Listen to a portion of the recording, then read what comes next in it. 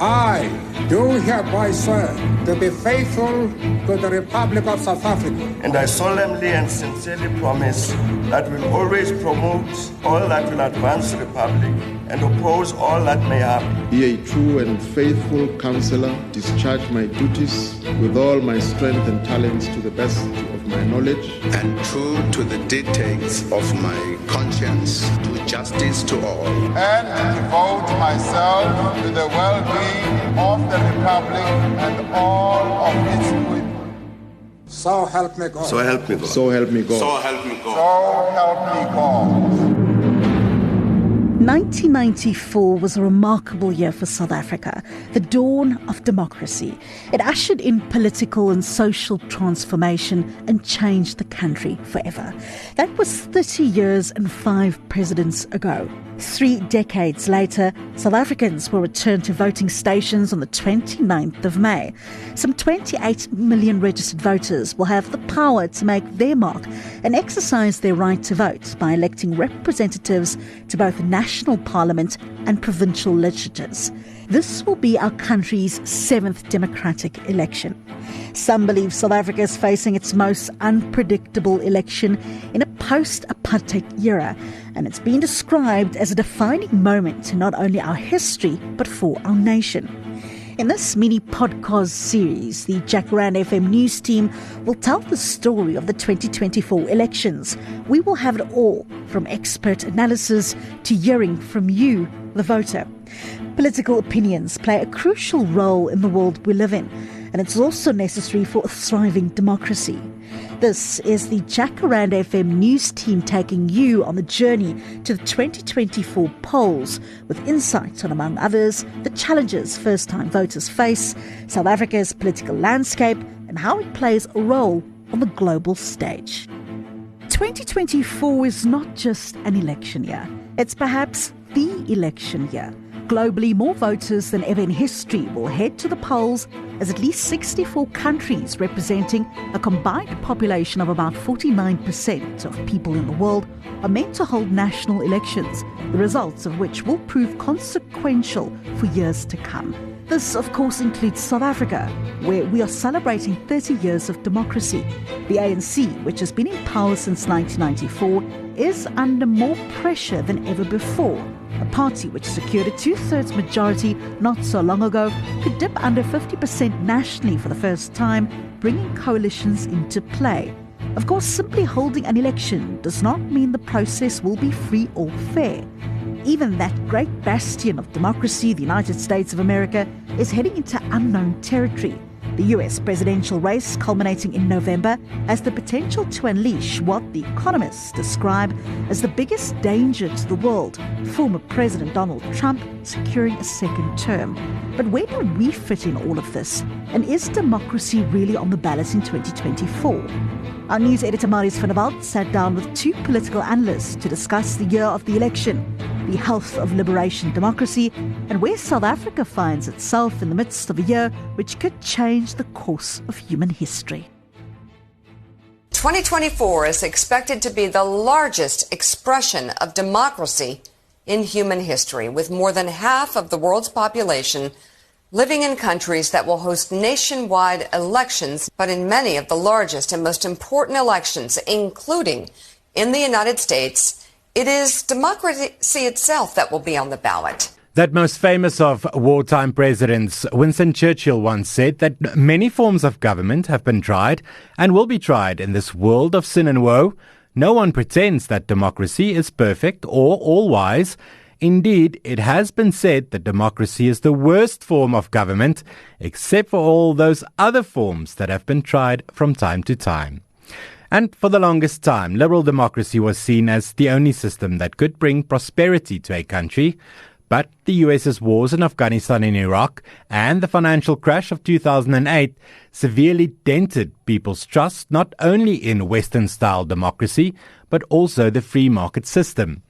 Now, this has seen a retreat from the globalism of the 1990s and a creeping authoritarianism in many countries such as Hungary, Belarus and Egypt. The University of Johannesburg's Professor Theo Venter says there are a few elections we need to keep an eye on to gauge the health of democracy around the world in 2024.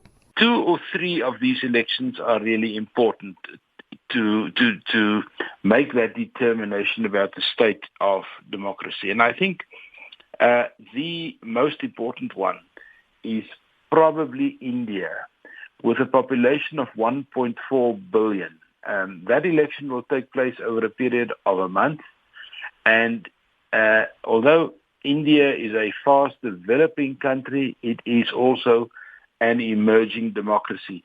I would say if we talk democracies, India is probably the biggest democracy that we've seen in a very long time. But the elections that also would be important to take note of would definitely be the South African election, because we may see a change of the typical political design that we've been so used to over the last 30 years. There's a possibility of that. I think the election in Mexico is a very important election because it's close to the American situation, who I think will probably have the most important election this year, because whatever happens in the U.S. between 2 old men will have a reverberating effect into Europe, into Russia, into China, into the whole globe, because America is a global actor and a global player. So I would say that one stands very high up on the priority. And then we also expect an election in Great Britain. Democracy can be defined as a way of governing which depends on the will of the people. But what about a country like China, which is the most successful country where national elections, in the Western definition of it, aren't held? The Communist Party has a pact with the people of China. Let us take care of the politics, and we will ensure your children are better off than you.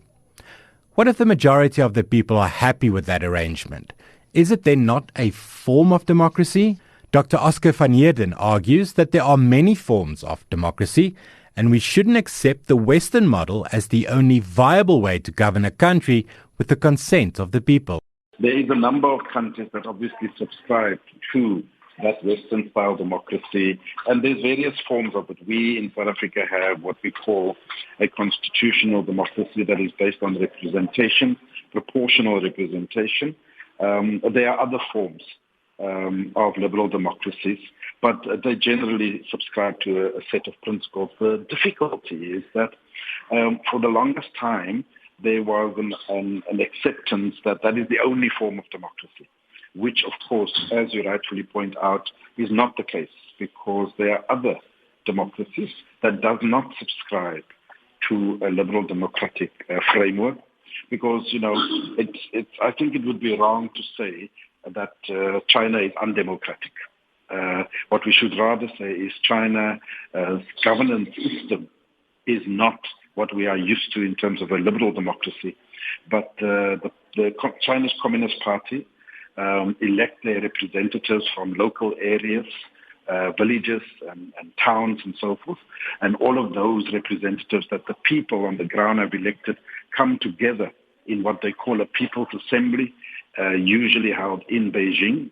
And it's roughly between about 5,000 to 7,000 delegates representing all quarters of the country. And they then elect the 7 or 9 Politburo members of the Communist Party, of which the leader becomes the president, in this case Xi Jinping. And so the Chinese, I would argue, would say that is their form of democracy. There is no uproar or revolt from the people. It is accepted by the Chinese people, and it has been a very prosperous economy over the last 40 plus years. And so the same with Russia. I could go into details, but the point is, I think that liberal democracies must be careful to label other forms of governance systems as undemocratic or autocratic. For example, there are also countries, as you know, that are theologists, where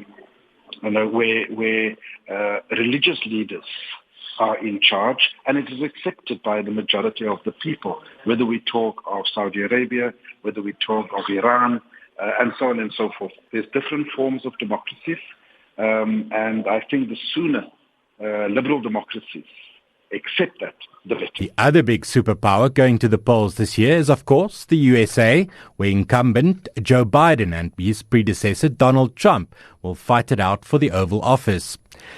There's a couple of things that make the November elections in the US different to any other held in modern times. We have the oldest president. Biden will be close to celebrating his 90th birthday if he finishes his second term. His opponent, Donald Trump, faces a multitude of criminal cases, including one of trying to subvert the results of the 2020 elections. That's the previous one. He's also refused to say whether he would accept the outcome of this year's polls. Dr. van Heerden says there's no doubt that democracy in the US is not in a great place. The reality is that the last two elections was marred by controversy.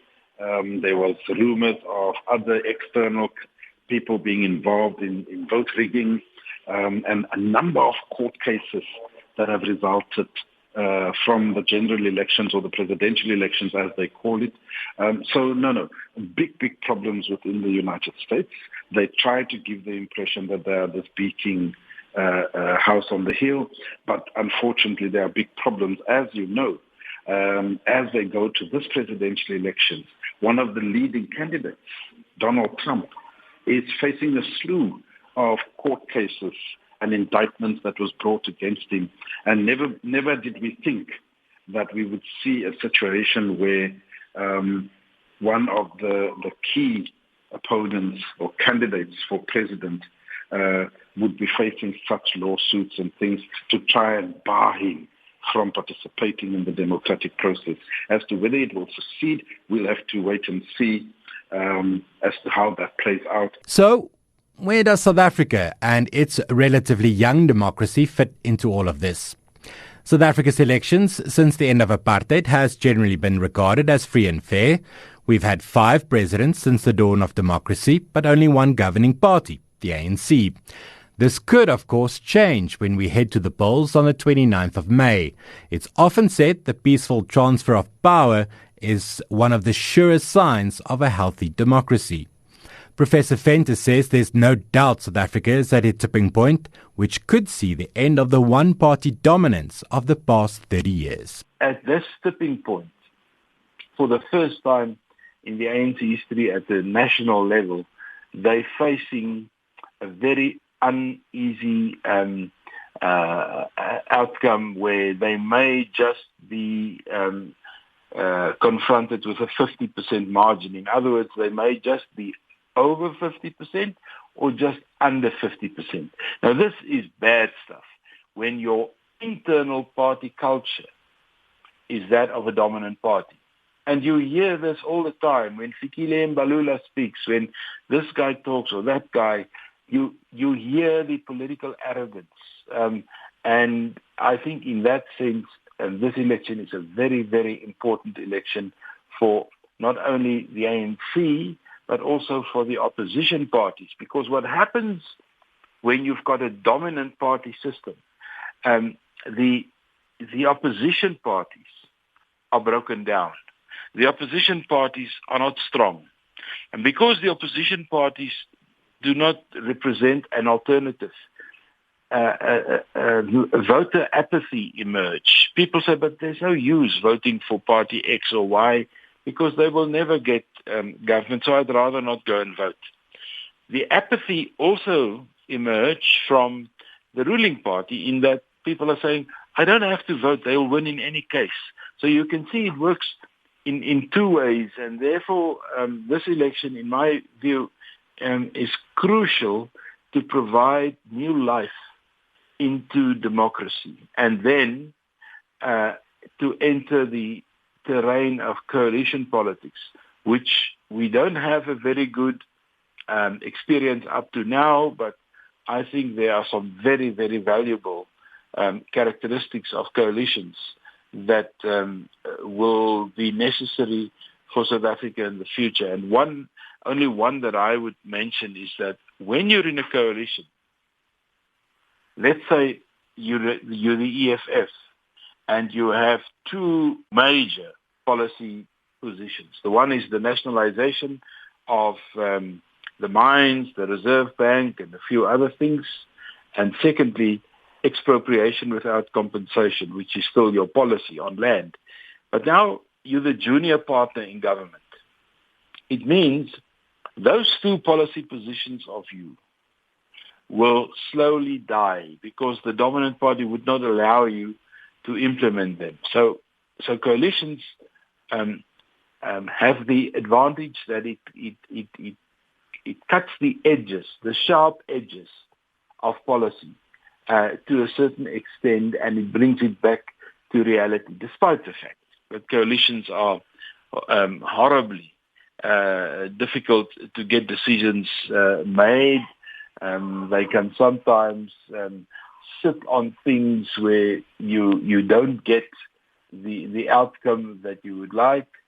But I think through a process like we are going to see in 2 weeks' time, we may move from a flawed democracy, in other words, a democracy with problems, to a democracy where we can say we're on our way to a full democracy because we do not have a dominant party anymore. South Africa has, especially lately, walked a bit of a diplomatic tightrope.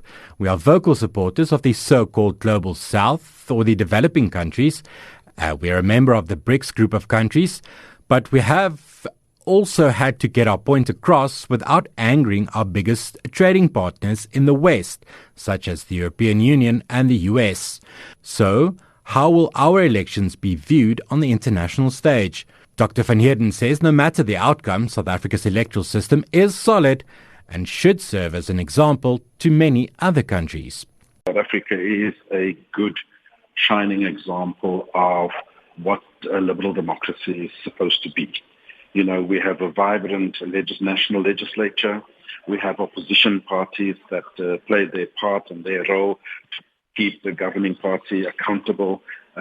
We are rated as one of the most transparent countries in terms of our national budget processes, in terms of our Auditor General processes, in terms of the public purse, very transparent.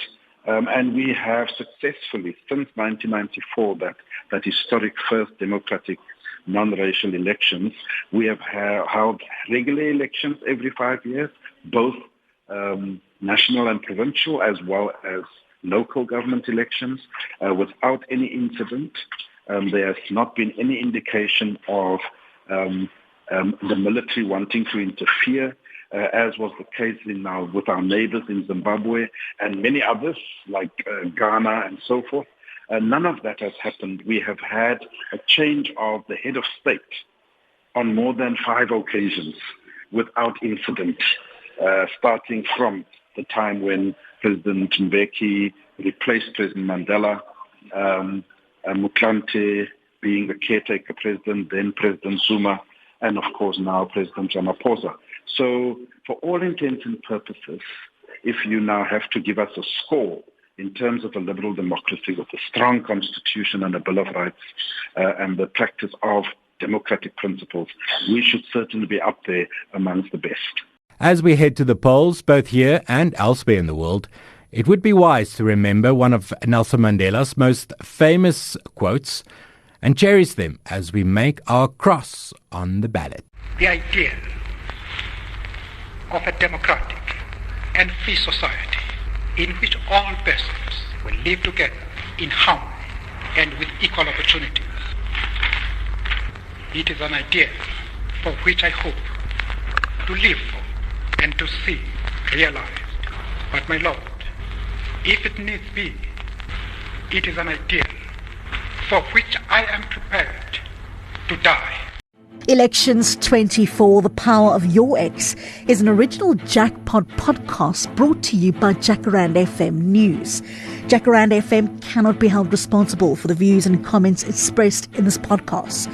Follow Jacaranda FM News on Facebook and X, or go to jacarandafm.com and click on News.